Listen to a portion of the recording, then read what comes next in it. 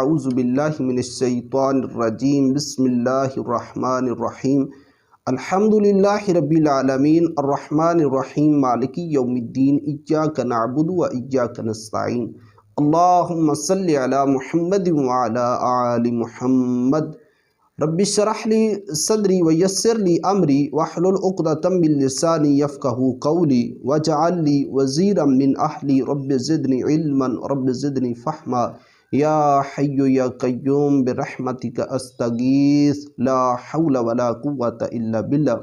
رمضان المبارک کے اس ماہ کے اندر ہم نے قرآن مجید کی دعاؤں کا سلسلہ شروع کیا تھا کہ اللہ رب العزت نے قرآن مجید کے اندر جتنی بھی دعائیں بیان کی ہیں انشاءاللہ ان کو ترتیب کے ساتھ بیان کیا جائے گا۔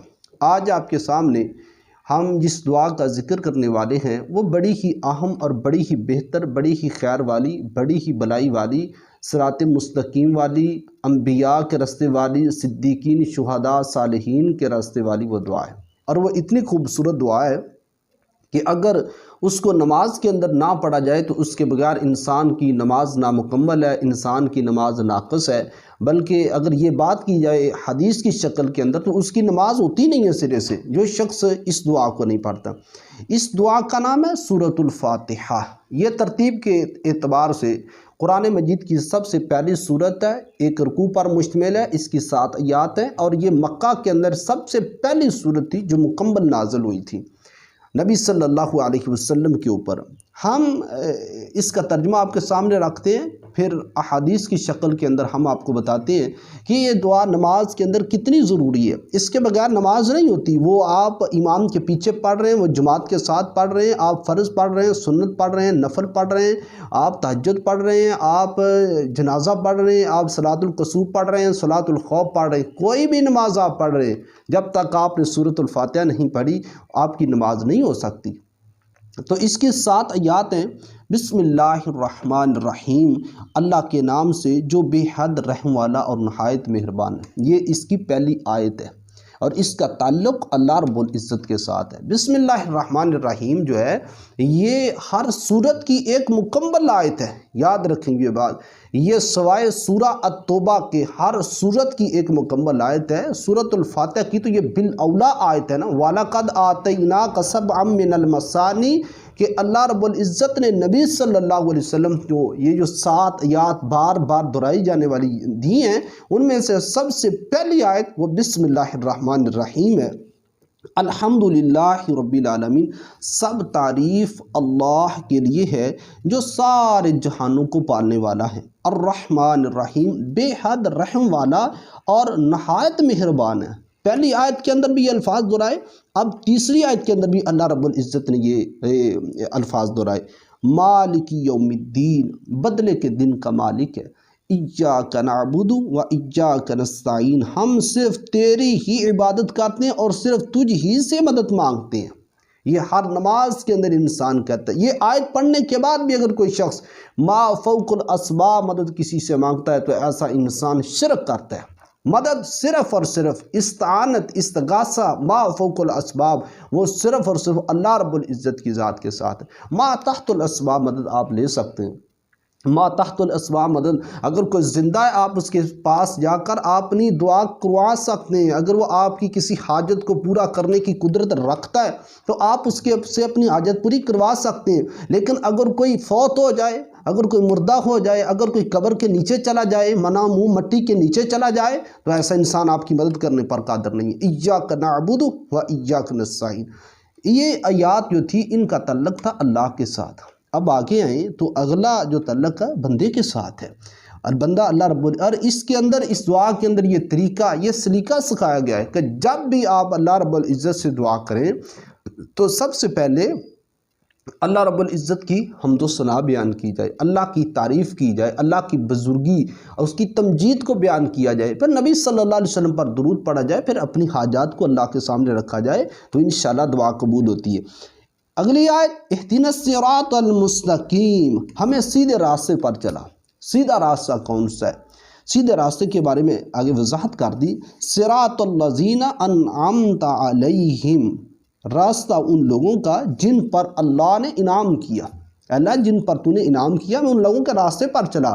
وہ 4 کیٹیگری کے لوگ ہیں، ان کے اندر نبیین ہیں، اولئک الذین انعم اللہ علیہم من النبیین والصدیقین والشہداء والصالحین، نبیوں کا راستہ، صدیقین کا راستہ، شہداء کا راستہ، صالحین کا راستہ۔ یہ 4 کیٹیگری اللہ رب العزت نے قرآن کے اندر انعام یافتہ لوگوں کی بیان کی ہیں۔ اور انسان اس وقت تک یہ جو سیدھا راستہ ہے، سٹرائٹ آف دا پاتھ جو ہے، صراط مستقیم کا جو راستہ ہے، وہ انسان اس وقت تک نہیں آ سکتا جب انسان اللہ کے بتائے ہوئے طریقوں کے مطابق عمل نہ کرنے لگ جائے۔ عمل دیکھیں، عمل اس وقت تک انسان کا قبول ہوتا ہی نہیں ہے جب تک وہ عمل اللہ اور خالصتاً وہ عمل اللہ کی رضا کے لیے نہ کیا جائے، اور وہ عمل اللہ اور اس کے رسول کے بتلائے ہوئے طریقوں کے مطابق نہ کیا جائے۔ کوئی انسان جتنی مرضی وہ خیر کا عمل کر رہا ہو، وہ جتنا مرضی بھلائی کا عمل کر رہا ہو، اگر وہ عمل اللہ اور اس کے رسول کے بتلائے ہوئے طریقوں کے مطابق نہیں ہے، ایسا عمل قطعاً قبول نہیں ہے۔ ایسا عمل اس کے منہ پر مار دیا جائے گا۔ یہ عمل میرے رسول کے بتلائے ہوئے طریقوں کے مطابق اگر نہ ہو تو ایسے عمل کی کوئی قبولیت نہیں ہے۔ غیر المغضوب علیہم ولا الضالین آمین، اور جن پر نہ غصہ کیا گیا اور نہ وہ گمراہ ہیں۔ ان 2 لوگوں سے پناہ مانگی، 2 کیٹیگری سے پناہ مانگی گئی ہے کہ جن پر اللہ تیرا غصہ، تیرا غضب ہوا ہے، اور جو لوگ گمراہ ہو گئے، وہ راہ گم پا گئے، صراط مستقیم کو انہوں نے چھوڑ دیا، ایسے لوگوں کا میرا راستہ عطا نہ کر۔ تو یہ قرآن مجید کی دعا تھی جو آپ کے سامنے رکھی گئی۔ سورۃ الفاتحہ کو کسی نے ادبی زبان کے اندر بڑی خوبصورتی کے اندر بیان کیے۔ اس کا سورۃ الفاتحہ کا قرآن مجید کا تعلق بیان کیا ہے کہ فاتحہ ابتدا ہے، قرآن اس کی تکمیل ہے۔ فاتحہ دعا ہے، قرآن اس کا جواب ہے۔ فاتحہ عنوان ہے، قرآن اس کا مضمون ہے۔ فاتحہ خلاصہ ہے، قرآن اس کی تفصیل ہے۔ فاتحہ پھول ہے، پورا قرآن اس کی خوشبو ہے۔ فاتحہ دروازہ ہے، قرآن اس کا محل ہے۔ اب ہم آتے ہیں ان دلائل کی طرف کہ جن کے بارے میں نے یہ کہا کہ اس دعا کے بغیر نماز ہوتی نہیں ہے۔ یہ میرے ہاتھ کے اندر صحیح مسلم ہے۔ صحیح مسلم کے اندر کئی احادیث اس بارے کے اندر موجود ہے کہ یہ جو دعا سورۃ الفاتحہ ہے، اس کے بغیر نماز نامکمل ہے، نماز ہوتی نہیں۔ بلکہ ایک حدیث کے اندر، حدیث قدسی ہے، وہ بھی میں آپ کے سامنے رکھنا چاہتا ہوں کہ اللہ رب العزت نے اس دعا کو ہی نماز کہا ہے، اس کے بغیر نماز نہیں ہے۔ پہلی حدیث بطور دلیل آپ کے سامنے رکھتا ہوں، جس کے راوی سیدنا عبادہ بن صامت رضی اللہ عنہ ہے، اور یہ حدیث جو ہے پوری سیاستہ کے اندر موجود ہے۔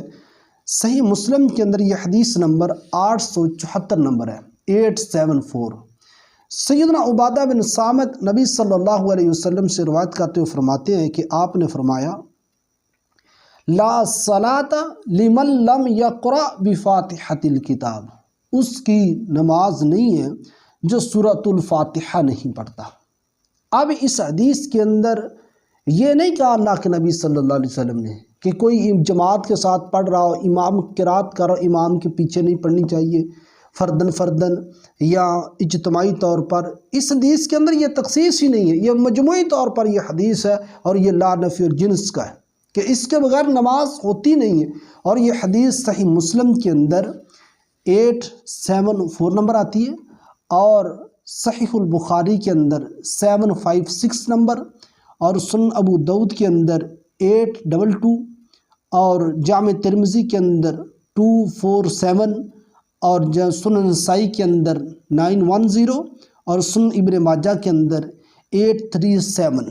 یعنی پوری سیاہ ستہ کے اندر یہ حدیث موجود ہے۔ آپ کاؤنٹر ویریفائی کریں، پوری سیاہ ستہ کے اندر یہ اتنی اہم حدیث ہے کہ پوری سیاہ ستہ کے اندر اس کو نقل کیا گیا ہے کہ اس کے بغیر نماز ہوتی نہیں ہے۔ بالکل اس کے نیچے ہی ایک اور حدیث موجود ہے، حدیث نمبر 875، کہ سیدنا عبادہ بن صامت کہتے ہیں کہ اللہ کے رسول صلی اللہ علیہ وسلم نے فرمایا کہ لا صلاۃ لمن لم یقتری بام القرآن، سورۃ الفاتحہ کو ام القرآن بھی کہا گیا کہ جو ام القرآن نماز کے اندر نہیں پڑھتا اس کی نماز نہیں ہوتی۔ اب بڑی ہی بہترین اور واضح ترین حدیث آپ کے سامنے رکھتا ہوں کہ جس کے اندر آپ کو آپ کی منشا کے مطابق الفاظ ملیں گے اللہ کے نبی صلی اللہ علیہ وسلم کی سورۃ الفاتحہ کے حوالے سے۔ صحیح مسلم کے اندر اس حدیث کا نمبر ہے 878۔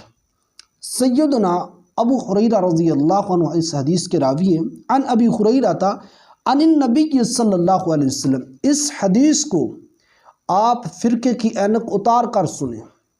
اگر آپ فرقے کی اینک اتار کر سنیں گے تو انشاءاللہ ہو نہیں سکتا کہ یہ بات آپ کی سمجھ کے اندر نہ، یہ حدیث آپ کے اوپر اثر نہ کرے۔ عن ابی ہریرہ عن النبی صلی اللہ علیہ وسلم۔ سیدنا ابو ہریرہ رضی اللہ عنہ نبی صلی اللہ علیہ وسلم سے روایت کرتے ہیں، قال من صلی صلاۃ لم یقرأ فیہا بأم القرآن، کہ سیدنا ابو ہریرہ رضی اللہ عنہ کہتے ہیں کہ نبی صلی اللہ علیہ وسلم نے فرمایا کہ اس کی نماز نہیں ہے جو بأم القرآن، جو ام القرآن نہیں پڑھتا۔ ام القرآن سے مراد سورۃ الفاتحہ۔ اس کے کئی نام ہیں، سورۃ الفاتحہ کے کئی نام ہیں۔ تفسیر قرطبی کے اندر امام قرطبی رحمۃ اللہ علیہ نے 12 نام ذکر کیے ہیں اس کے، خیر میں ادھر نہیں جانا چاہتا۔ فہی خداج، جو سورۃ الفاتحہ نہیں پڑھتا، فہی خداج ثلاثا غیر تمام، تو نبی صلی اللہ علیہ وسلم نے فرمایا اس کی نماز ناقص ہے، اس کی نماز نامکمل ہے۔ اور یہ جملہ اللہ کے نبی نے 3 مرتبہ اپنی زبان سے ارشاد فرمایا۔ سیدنا ابو ہریرہ رضی اللہ عنہ سے پوچھا گیا، یہ ذرا الفاظ غور سے سنیے گا، فقیل ابی ہریرہ، ابی ہریرہ رضی اللہ عنہ سے پوچھا گیا، انا نکون وراء الامام، جب ہم امام کے پیچھے ہوں تب کیا کریں؟ سورۃ الفاتحہ کے بارے میں پوچھا گیا، جب ہم امام کے پیچھے جماعت کے ساتھ نماز پڑھ رہے ہوں تب ہم کیا کریں؟ تو سیدنا ابو ہریرہ نے کہا، فقال اقرأ بها فی نفسک، اس کو اپنے نفس کے اندر پڑھو۔ یعنی جس طرح امام اونچی قرات کرتا ہے، اس جملے کا مطلب اصل میں یہ ہے کہ جس طرح امام اونچی قرات کرتا ہے اس طرح تم اونچی آواز سے اپنی زبان سے نہ پڑھو بلکہ آہستہ پڑھو۔ اقرأ بها فی نفسک، اس کو اپنے نفس میں پڑھو، کیونکہ فَإِنِّي سَمِعْتُ رسول اللہ صلی اللہ علیہ وسلم، سیدنا ابو ہریرہ کہتے ہیں میں نے رسول اللہ صلی اللہ علیہ وسلم سے سنا، یقول، یہ کہتے ہوئے، قال اللہ عز وجل، کہ اللہ تعالیٰ نے کہا، یعنی یہ حدیث قدسی ہے۔ حدیث قدسی وہ حدیث ہوتی ہے کہ جس حدیث کے الفاظ اللہ رب العزت کے ہوتے ہیں اور بیان کرنے والی زبان جو ہے وہ جناب محمد رسول اللہ صلی اللہ علیہ وسلم کی ہوتی ہے۔ اللہ عز و جل نے فرمایا، قسمت الصلاۃ بینی و بین عبدی نصفین، کہ نماز میرے اور بندے کے درمیان آدھی آدھی تقسیم ہو چکی ہے۔ دیکھیں قسمت الصلاۃ، اس دعا کو اللہ رب العزت نے نماز کا، یہ میں آپ کو ثابت کرتا ہوں اس حدیث کے اندر ہی، کیسے آدھی آدھی اللہ اور بندے کے درمیان یہ تقسیم ہوگی ہے؟ کہا، وَلِعَبْدِي مَا سَأَلَ، میرے بندے کے لیے وہ کوچا جس کا وہ سوال کرتا ہے۔ فَإِذَا كَانَ الْعَبْدُ، اور جب بندہ یہ کہتا ہے الحمدللہ رب العالمین، یہ دعا شروع ہونے والی ہے الحمدللہ رب العالمین۔ پچھلے جملے کو بھی آپ ذرا توجہ سے سن لیں، قسمت الصلاۃ، میں نے نماز کو تقسیم کر لی ہے، اور کون سی نماز کو تقسیم کی ہے؟ یہی سورۃ الفاتحہ کو۔ اذا قال العبد، جب بندہ کہتا ہے الحمدللہ رب العالمین، کہ تمام طرح کی تعریفات تمجیدات اللہ رب العالمین کے لیے جو تمام جہانوں کا رب ہے، قال اللہ عز و جل، تو اللہ عز و جل کیا کہتے ہیں؟ حامدنی عبدی، میرے بندے نے میری توصیف کی ہے، میرے بندے نے میری حمد کو بیان کی ہے۔ اللہ رب العزت جواب دیتے ہیں، وَإِذَا قَالَ الرَّحْمَٰنِ الرَّحِيمِ، اور جب بندہ کہتا ہے اپنی زبان سے الرحمن الرحیم، قال اللہ عز و جل، تو اللہ عز و جل کہتے ہیں، اسنا علی عبدی، میرے بندے نے میری ثنا کو بیان کی ہے، میری بزرگی کو بیان کی ہے۔ وَإِذَا كَانَ مَالِكِ يَوْمِ الدِّينِ، اور جب بندہ کہتا ہے مالک یوم الدین، کہ اللہ ہی قیامت کے دن کا مالک ہے، جزا و سزا کے دن کا مالک ہے، دا ڈے آف ججمنٹ کا اللہ رب العزت مالک ہے، وہ جج ہے اللہ رب العزت اس دن کا۔ جب اپنی زبان سے بندہ یہ الفاظ کہتا ہے قال مجدنی عبدی، تو اللہ رب العزت کیا کہتے ہیں؟ اللہ کہتے ہیں کہ میرے بندے نے میری بزرگی بیان کی ہے، مجدنی عبدی، یہ دعا اللہ نے تقسیم کر لی ہے۔ غلط کہتے ہیں وہ لوگ جو کہتے ہیں کہ امام کے پیچھے قرات سورۃ الفاتحہ نہیں پڑھنی چاہیے۔ اس حدیث کو پڑھو جائے صحیح مسلم کے اندر ہے جو۔ اور ایک مرتبہ وقال مرتن فوض الی عبدی، یوں بھی اس مالک یوم الدین کے بعد اللہ رب العزت نے فرمایا کہ میرے بندے نے اپنے کام جو ہیں وہ میرے سپرد کر دیے۔ ایاک فاذا قال ایاک نعبد و ایاک نستعین، اور جب بندہ کہتا ہے اپنی زبان سے کہ اے اللہ میں صرف تیری ہی عبادت کرتا ہوں اور تجھ ہی سے ہی مدد مانگتا ہوں، تو اللہ کیا کہتے ہیں؟ قال ھذا بینی و بین عبدی، تو اللہ کہتے ہیں یہ میرے اور میرے بندے کا درمیانی معاملہ ہے، یہ اور میرا بندہ جو بھی مجھ سے سوال کرتا ہے وَلِعَبْدِ مَا سَأَلَ، میرا بندہ جو بھی سوال مجھ سے کرتا ہے اس کے لیے وہی کچھ ہے۔ اور جب بندہ کہتا ہے فَإِذَا قَالَ اهْدِنَا الصِّرَاطَ الْمُسْتَقِيمَ صِرَاطَ الَّذِينَ أَنْعَمْتَ عَلَيْهِمْ غَيْرِ الْمَغْضُوبِ عَلَيْهِمْ وَلَا الضَّالِّينَ آمین، اے اللہ مجھے سیدھا راستہ دکھا، راستہ ان لوگوں جن پر تو نے انعام کیا، نہ ان لوگوں جن پر تیرا غصہ ہوا، جو لوگ گمراہ ہوئے، مجھے ان لوگوں کا راستہ مت دکھا۔ تو اللہ کیا کہتے ہیں؟ قال ھذا لعبدی ولعبدی ما سألہ، تو اللہ جواب کے اندر کہتا ہے یہ سب میرے اس بندے کے لیے جو کچھ اس نے طلب کیا اسے دیا جائے گا، جو بھی اس نے سوال کیا اسے دیا جائے گا۔ تو یہ حدیث جو ہے یہ صحیح مسلم کے اندر حدیث نمبر 878 نمبر ہے کہ جس کے اندر ہر طرح کی بات کھل کر آ جاتی ہے۔